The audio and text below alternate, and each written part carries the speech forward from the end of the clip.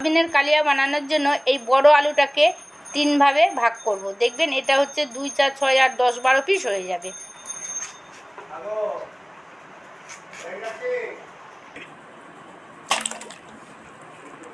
সয়াবিনটা ঠিক এইভাবে আলু দিলে তবেই টেস্টি হয়।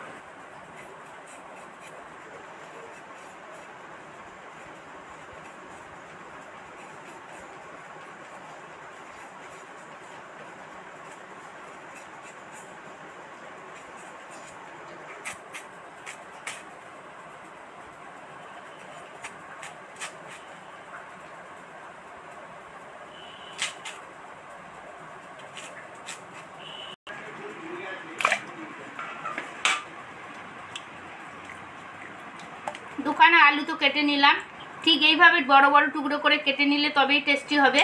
এবার ভালো করে কচলা কচি করে ধুয়ে জল থেকে ছেঁকে উঠিয়ে নিচ্ছি।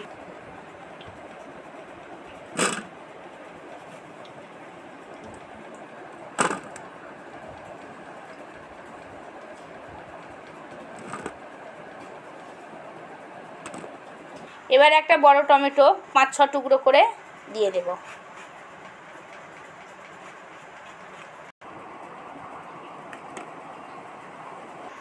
যেহেতু নিরামিষ পদ সেই জন্য আলু আর টমেটোটা শুধু কেটেই নিলাম, কিন্তু এমনভাবে রেসিপিটা বানাবো মাছ মাংস ফেলেই সেটা খেতে লাগবে। আসুন কিভাবে রেসিপিটা বানাই স্টেপ বাই স্টেপ দেখতে থাকুন, সারা পর্বটা জুড়ে আমার সাথে থাকুন, আশা করি খুবই ভালো লাগবে। সব তো গুছিয়ে রেডি করে রান্নাঘরে চলে এসেছি, আর 2 প্যাকেট সয়াবিন নিয়েছি আর একটা গামলাতে জল নিয়েছি। এবার এই জলটা গরম করব, করে এতে হলুদ আর নুন দেব।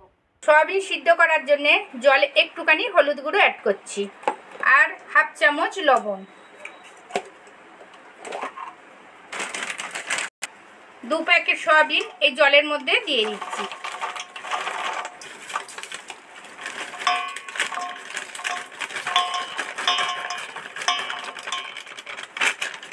সয়াবিনটা এবার ডিপ করে সিদ্ধ করব না, মোটামুটি সিদ্ধ করব, তার জন্যে জলটা ভালো করে 10 মিনিটে 5 মিনিটের মতো ফুটিয়ে নেব।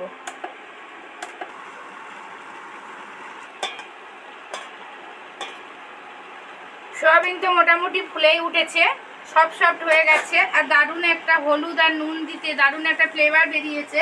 এবার জলটা ছেঁকে নেব।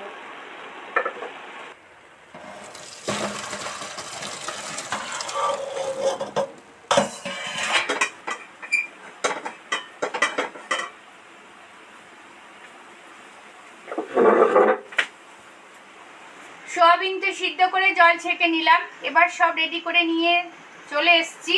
কড়া গরম হয়ে গেছে, কড়াতে এবার কিভাবে কি দেব আপনারা স্টেপ বাই স্টেপ দেখতে থাকুন। কড়াতে এবার একটু বেশি পরিমাণেই সর্ষের তেল দিয়ে দেব।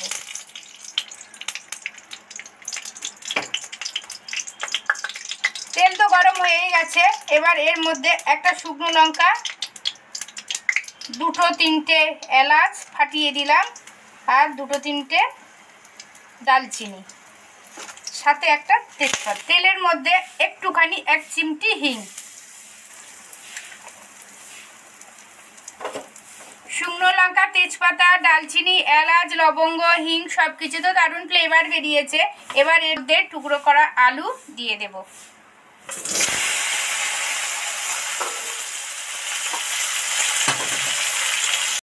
টুকরো করা আলু আর টমেটোটা তেলের মধ্যে তো দিয়ে দিলাম, এবার এগুলো ডিপ ফ্রাই করে ভাজতে থাকবো।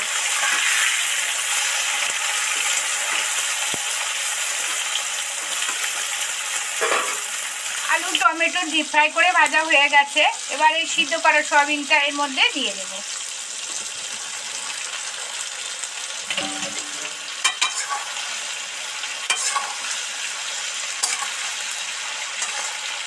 সয়াবিন সবসময় জল ঝারিয়ে নেবেন, অন্তত 5 মিনিট জল ঝাড়তে দেবেন, তবেই ভালো করে আলুর সাথে ভাজতে পারবেন। নাহলে জল সমেত দিলে আর কড়াতে ভালো করে ভাজা যাবে না, আর টেস্টও আনতে পারবেন না।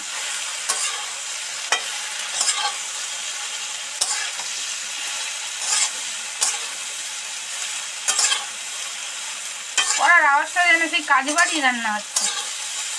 কড়াটা এত সুন্দর, মোটা পিঠের কড়া তো, দারুণ রান্না করে দারুণ আরাম।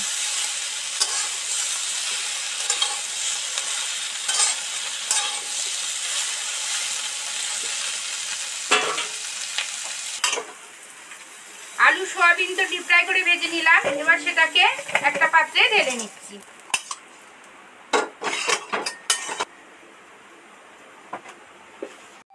সামান্য আর একটুখানি তেল অ্যাড করছি। কড়াতে তো তেল গরম হতেই থাক, এদিকে একটা মশলা রেডি করব। আপনারা দেখতে থাকুন কি কি দিয়ে মশলা রেডি করি। কিছুটা আদা পেস্ট করে নিয়েছি, আদার মধ্যে 1 চামচ জিরে ধনে মরিচ গুঁড়ো। হলুদ তো আগে দিয়েই সিদ্ধ করেছি, সেই জন্য অল্প পরিমাণে হলুদ। নুনও দিয়ে সিদ্ধ করেছি, সেই জন্য অল্প পরিমাণে নুন। টেস্ট হওয়ার জন্য 1 চামচ, পুরোপুরি 1 চামচ লঙ্কা গুঁড়ো। ওতে একটু সামান্য গরম জল দিয়েছি, দিয়ে ভালো করে একটা লিকুইড মশলা বানিয়ে নিচ্ছি।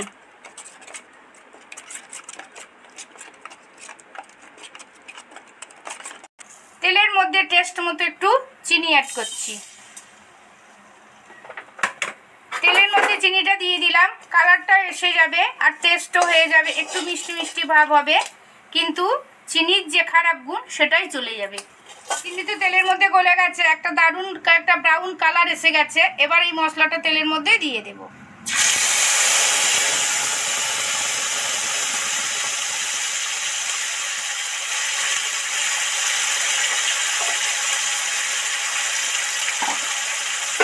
মশলা থেকে তেল ছেড়ে গেছে, উপরে কেমন বুজবুজ বুজবুজ করে উঠে গেছে।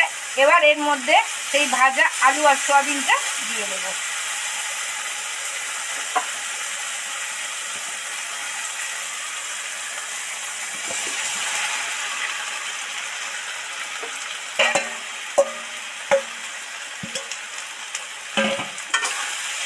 নেড়ে চেড়ে ভালো করে মশলাটা আলু সয়াবিনের সাথে ধরে ধরে মিশিয়ে দেবো। যতটা পারবেন ধরে ধরে আস্তে আস্তে নিবু আছে মিশিয়ে দেবেন, তবেই মশলাগুলো সব আলু সয়াবিনের মধ্যে ঢুকবে, তবেই বেশি ডেলিশিয়াস হবে।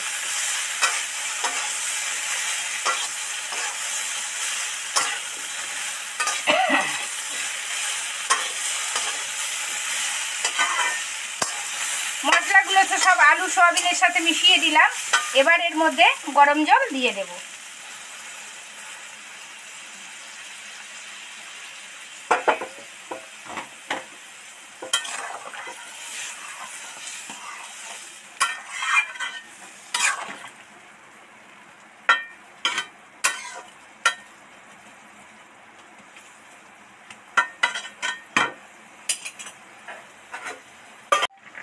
পরিমাণ মতো জল দিলাম, দিয়ে ভালো করে টকবক করে ফুটিয়ে নিলাম। এবার ঠিক 10 মিনিটের মতো নিভু আঁচে বসিয়ে রাখবো।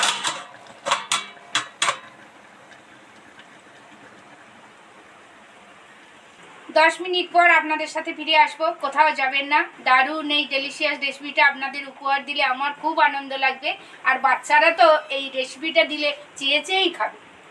আসুন বন্ধুরা, 10 মিনিট পর আবার ফিরে আসছি।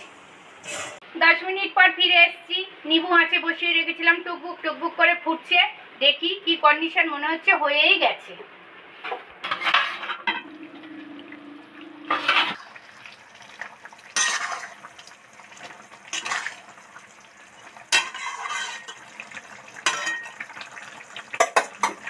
দু মিনিট টকবক করে ফুটিয়ে নিলাম, এবার তো কমপ্লিট হয়ে গেছে। গ্যাসটা অফ করে দিচ্ছি। কমপ্লিট তো হয়েই গেল, এবার এর মধ্যে একটু ঘি অ্যাড করব।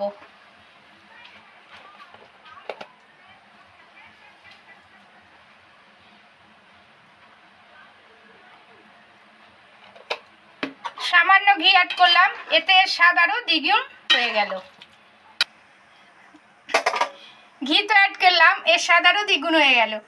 বন্ধুরা, এবার ঢাকা দিয়ে রেখে দেবো, যখন খাবো তখনই খুলেই সার্ভ করব।